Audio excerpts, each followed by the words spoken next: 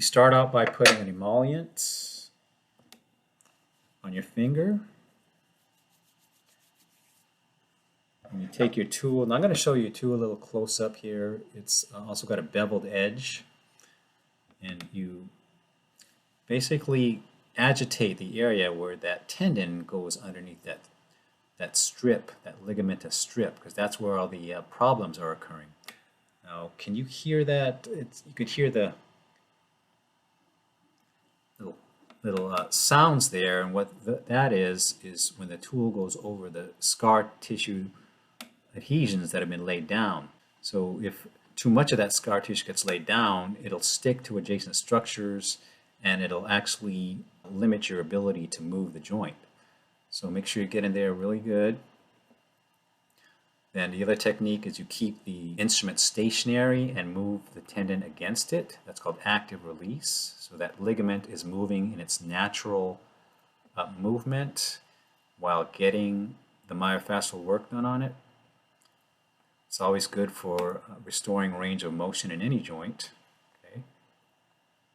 So again, passive is when you keep your tendon still and do this.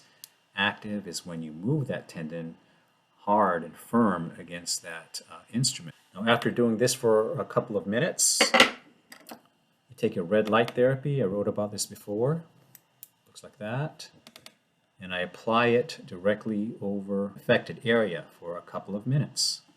Now, red light is basically electromagnetic frequency that is in the visible spectrum.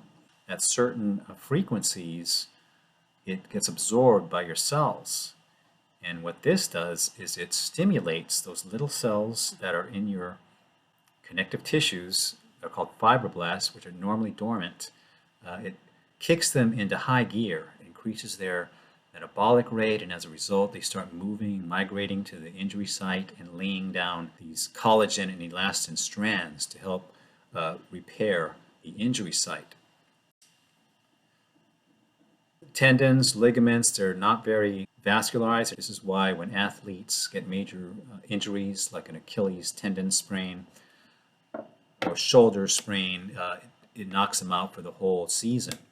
There's just not many cells available to regenerate. So the idea, the strategy is to get those cells to increase their activity. And with the myofascial work and the red light therapy, this is one great way to do that.